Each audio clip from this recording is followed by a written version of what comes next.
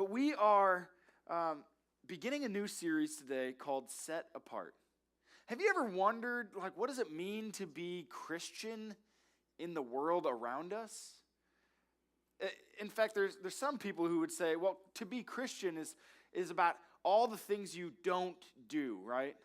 As a Christian, you don't go to that place or associate with that person or smoke that thing or drink that thing, or there's a whole list of don'ts. Have you ever experienced that?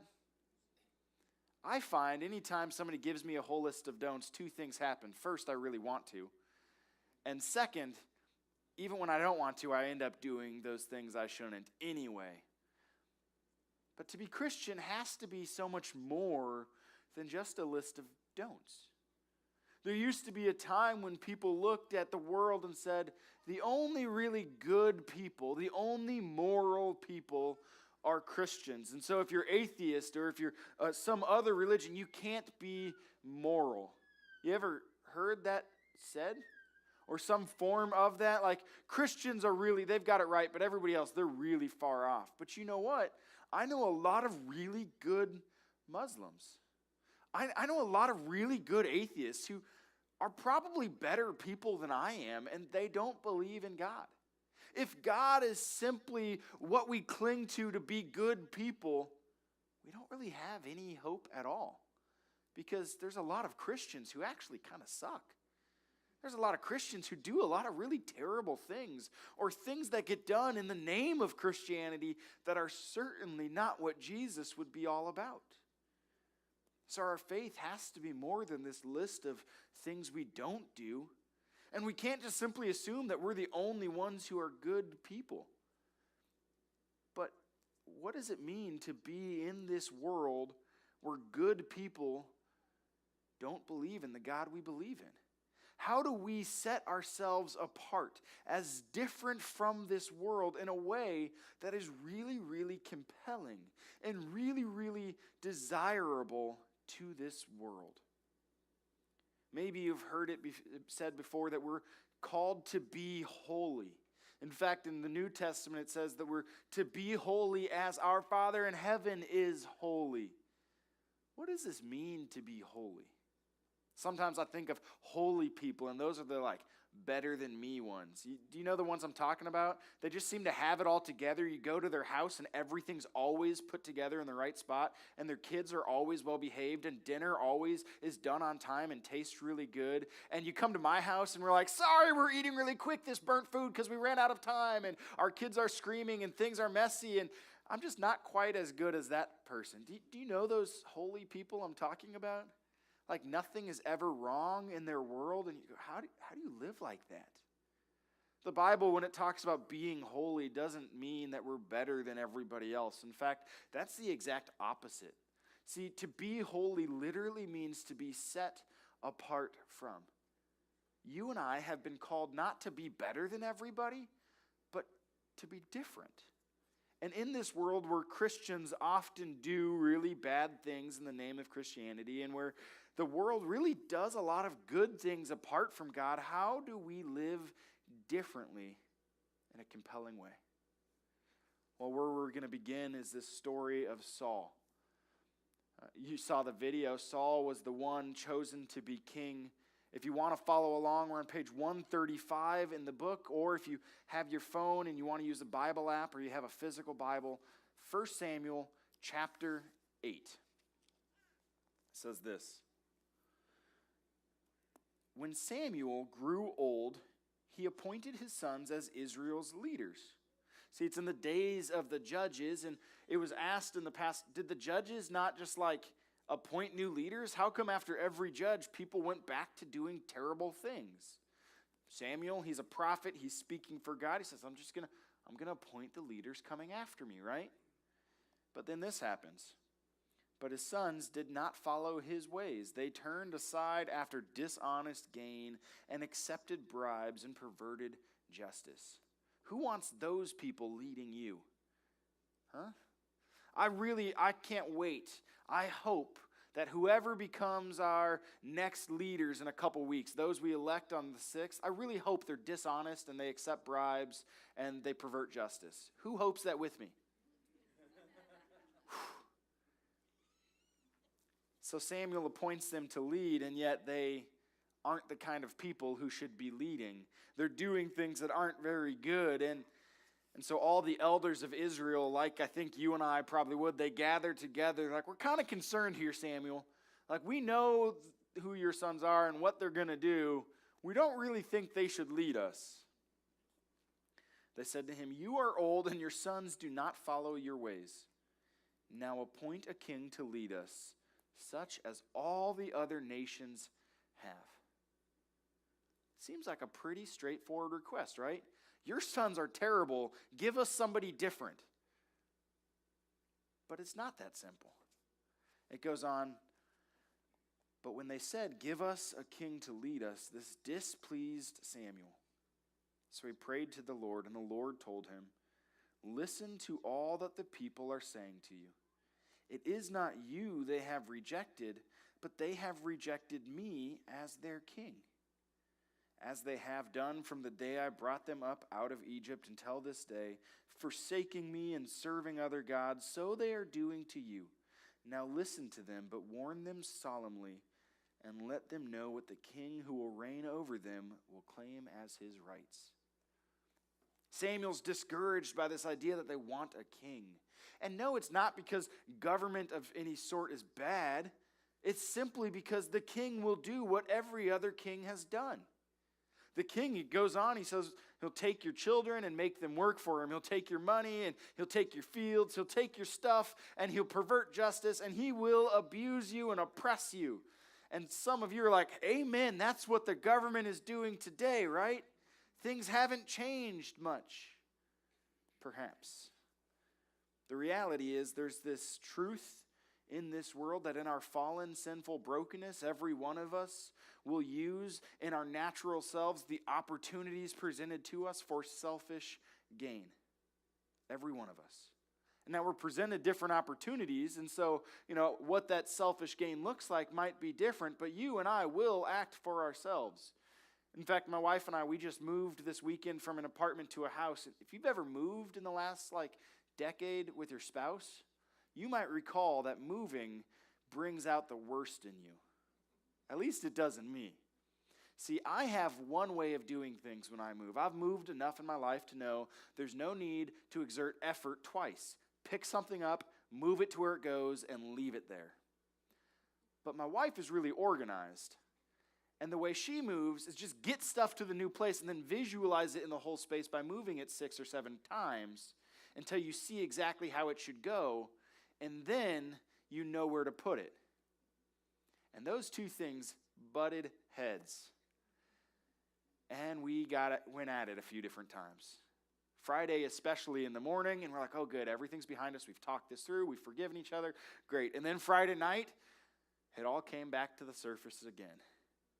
And in the course of our conversation, what came to really be quite obvious is that both of us were being incredibly selfish.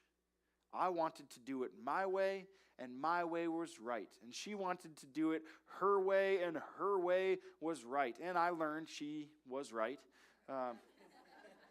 But we also, in that discussion, realized that both of us were being selfish, and that selfishness played out in other ways. Like, for example, when we were arguing and when we were mad, we would then just both become silent. And you could feel the tension in the room. You guys ever been there? But neither one of us wanted to be the first one to apologize. Because both of us felt like we're always the first one to apologize. It's their turn. You ever been there? I know I did something wrong, but they did too. They should apologize first. It's just selfishness. So my wife and I, we realized we were being selfish and we had to apologize for being selfish. And we made it through the move. And you know what? I moved things more often than I wanted. And she put a few things where I said I want them to go there. And that's the way they ended up. We both worked together because it was important. But when presented with opportunities, our selfishness will, in every one of us at some point, arise. Samuel, he warns the people, if you get a king, he too will be sinful, and he will do things you don't necessarily like. If you elect your leaders, doesn't matter which one you elect, they're probably going to do something you don't like. If they're not, I don't know who you are or what you're doing, but I've never met somebody like that. Because everybody does something that drives somebody nuts, period. He says, look, you don't need a king. But God says, look, they want a king because they've rejected me. God says they want a king because they've always done this, where they want something other than me. And as I was reading this and praying about this, I came to realize it's more than just them wanting a king. It's in this little tiny phrase, now appoint a king to lead us, such as all the other nations have. See, God's people were not called to be like everybody else. They were not called to look like everybody else or to act like everybody else. They were actually called to be set apart and to be different. Because when we see something that's different, that's really attractive and go, that's cool, people are drawn to say, how do you do this thing? How do you live this way? And God's frustration with them wanting a king was not because they wanted a king, but because they wanted to give up the very thing they had different. So I just want to blend in and be like everyone else. It goes on, they get this king, and this king named Saul, he's given this command. See, there's this anointing that comes a little bit later where God makes him... or Samuel says to Saul, you're going to be the king. There's going to be great blessings. It's going to be really good. And one of the things this story does that I really don't like is it skips one verse. But sometimes in skipping one verse, you lose a lot more than you gain. Anybody ever done that? You're reading the Bible and you're like, I'll just skim it quickly because I'll get the gist. All right? But there's stuff there that you miss that's really beneficial. And this is the verse, I believe it's verse 8, possibly verse 7, but it skips this verse. Samuel promises, hey, you're going to go and the Spirit of the Lord will come powerfully upon you and you will prophesy and you will be changed into a different person. God says, look, you will be set apart as the king. You will do things differently than the people do. God will change you so that you're unlike the rest of the people. And once this has happened, do whatever your hands find you to do because God is with you. Once God has made you different, whatever you do is okay because God will continue that good work he's begun in you. God will continue that work of making you different. And as you go about your business will be different. And here's the one verse. Then go down before me to Gilgal, and behold, I am coming down to you to offer burnt offerings and to sacrifice peace offerings. 7 days you shall wait until I come to you and show you what you shall do. Anybody ever wanted to know, God, what should I do next? What's my next play? What's my next move? God, show me a sign. Saul is given this incredible promise. Go to this place. God has changed you. You're going to be different. And in that place of being different, wait. Anybody ever make the mistake of praying for patience? I say it's a mistake because if you ask God for patience, what's he going to do? He's going to surround you with everybody who pushes every button so that you have the opportunity to become patient. Have fun with that one. Samuel says to Saul, God's going to change you. You will be different. And when you're different, your business will be different. The way you conduct your life will be different. So go and wait. And God will do something really good. By itself, that doesn't sound all that bad. But Scripture is filled with these stories that then build upon one another. And just a couple pages later, we see this painful reality. This painful reality is Saul, like you and I, isn't all that different. See, it says in 1 Samuel 13, or page 141 of this book, 1 Samuel chapter 13, Saul was 30 years old when he became king, and he reigned over Israel 42 years. And if you're reading in the Bible, like not this story, but your actual Bible, maybe those numbers are different. Those numbers are guesses based on other things because the actual Hebrew doesn't tell us. It just says when Saul was blank years old when he became king, and he reigned over Israel blank years. Well, that's not helpful.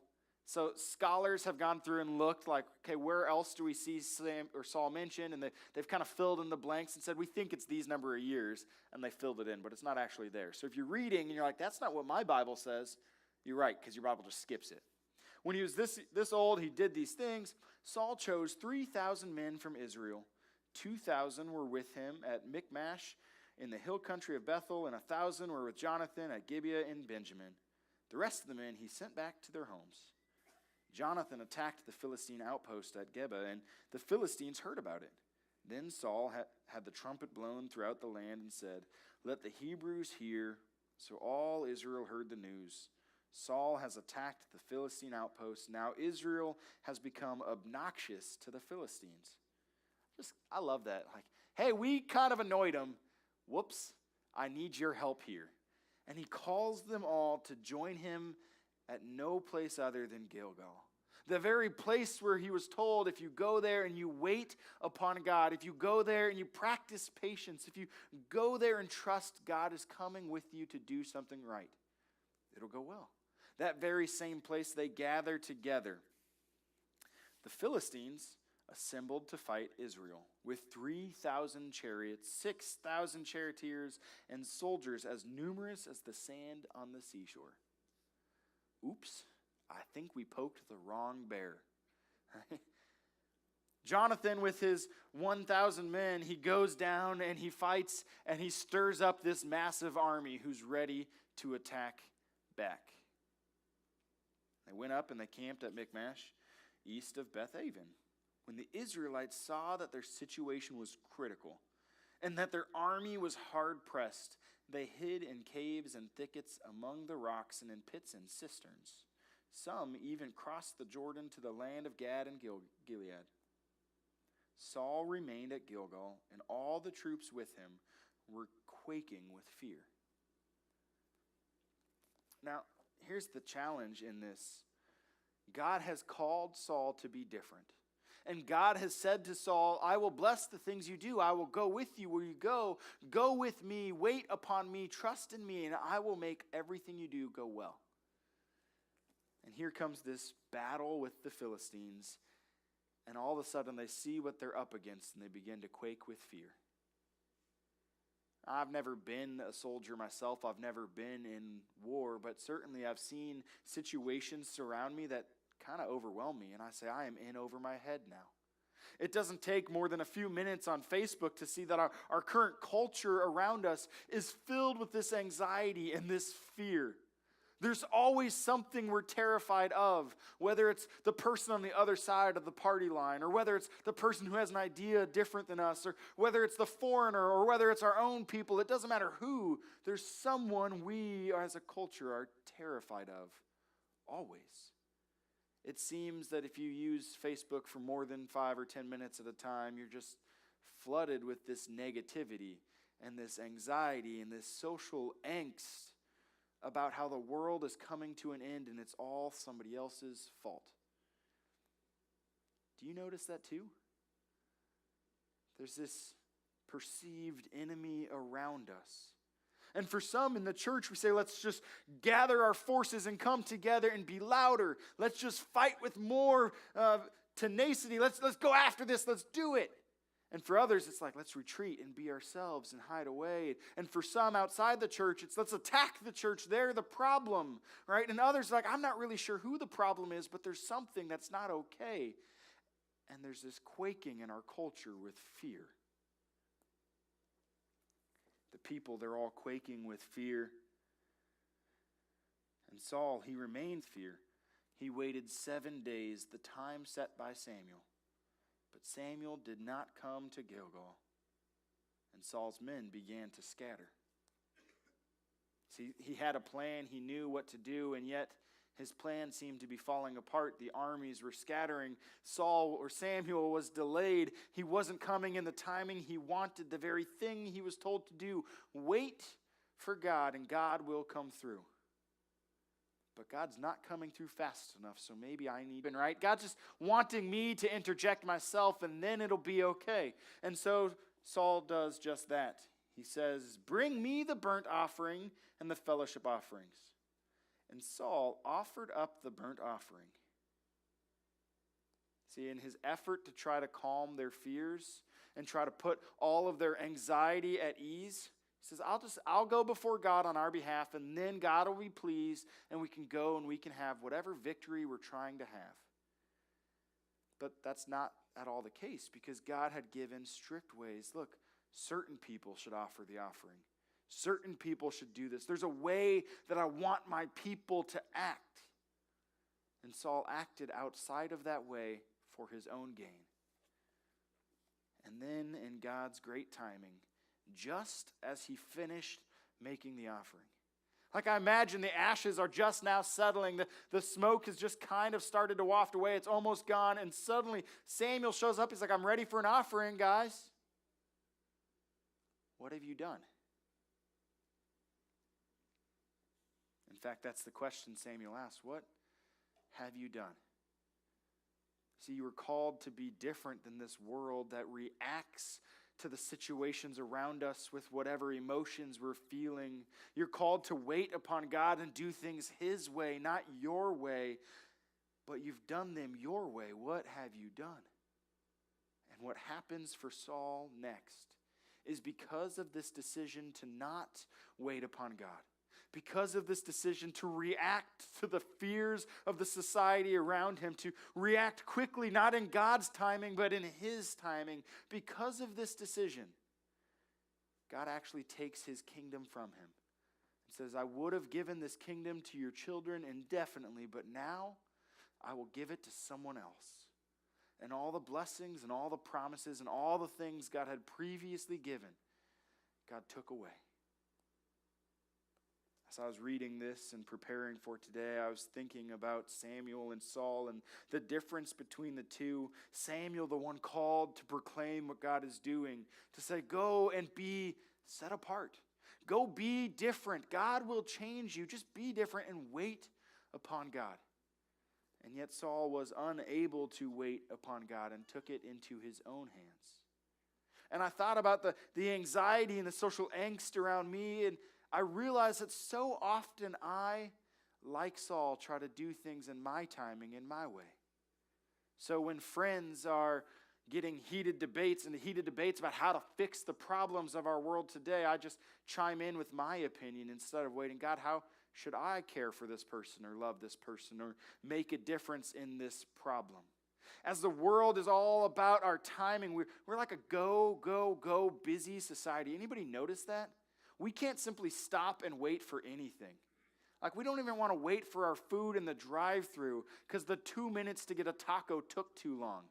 And we complain that our time was wasted for 2 minutes to get a taco. Our culture, filled with good people who genuinely care about the world around us, expects that we should react to every circumstance and every situation the way they want us to react. I imagine for Saul, this seemed like a really natural next step, right? There's an army gathering. The only way we're going to win is if we go before God. So let's go before God and then we'll go win. Done. But that's not what God told him to do. God said, wait. Don't just react to the fervency of the moment. Wait upon me and respond the way I want you to respond. As we go forward these next couple weeks and look at what it means to be set apart, this is what I want to begin with. We have a culture that wants to react to everything. And so something comes up and all of a sudden the only thing you see on social media for 2 or 3 days is that issue, right? And not just social media, all around you, everybody's talking about this buzz of that issue. And usually we're not actually talking with each other, we're talking right past each other. We're talking about something at people and not with people in a way that's constructive. We want to react all the time. When my wife is acting selfishly, I want to react and say, "You're wrong, do it my way." And in reacting, I'm usually just as selfish or worse than she was to begin with. If we want to be different from our culture, if we want to be set apart in a way that they say, "I want what you have," we need to learn not to react, but to wait and respond. In the New Testament, it promises that we as the church get to be a people who are filled with peace. But sometimes I don't feel that peace. Sometimes I don't experience a peace. In fact, the social anxiety around me seems to consume everything. And if I react every time there's another new problem or another new challenge or another new opinion I disagree with, I will always be chasing something that will never satisfy me. But God calls us, like Saul, to wait upon him, to trust he will handle it, to trust he will be in control and do what he needs to do. And when we wait with patience and say, God, I want to say something, but maybe not yet. God, I want to respond, but maybe not now. When we choose not to react, but to wait upon God, the world will notice. I mean, imagine how much different your social media would be if none of your friends reacted to posts with their angry, hurtful thoughts. Mine would certainly be drastically different, right? And that's just social media, but you can do this in person too. When somebody says something that offends you, you know what you can do? Nothing.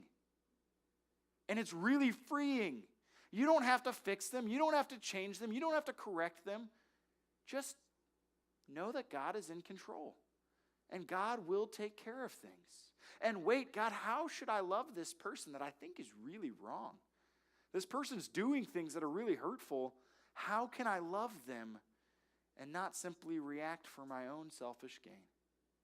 See, more often than not, when we react quickly and when we react promptly according to our emotions, it's not God's plan, but ours.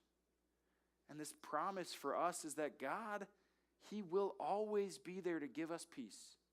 In fact, Jesus, he suffered and he died. He entered into death for us, that death itself would be conquered. And then after he rose, he came to his disciples. He came to them, he said, all authority in heaven and on earth has been given to me. He says, behold, I'm with you always to the end of the age.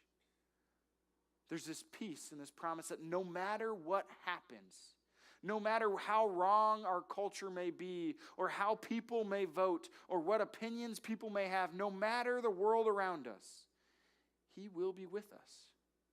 And you and I, before we react quickly, can take a moment and breathe. God, if you are here with us, what are you wanting to do? How do you want us to proceed? Had Saul taken a moment and said, God, I thought that after 7 days you'd be here, but you're not here just yet. What do I do next? Perhaps the whole rest of the story would look entirely different. But he didn't. He saw the social angst and said, I need to address it now in my way and my timing and not God's. Would your story look different if you could take a moment and breathe before you responded in an argument? How often do those words that come off your tongue wound somebody before you even finish saying them? How often do those things you do in your anger come back to bite you later? For me, all the time. What if we as a church here at The Point said we are going to commit ourselves to wait upon God? God, we know there's a lot of problems in our world today. We know there's a lot of angst in our community. Instead of reacting the way we want to, God, what does it look like to trust that you are here and doing something? How can we be a part of what you're already doing? Imagine how much different we would be received in our workplaces or in our families or on social media if our response was to trust that God is for us always, even when everything seems against us. Will you join me in prayer? Heavenly Father, you have called us to be different. You have invited us out of our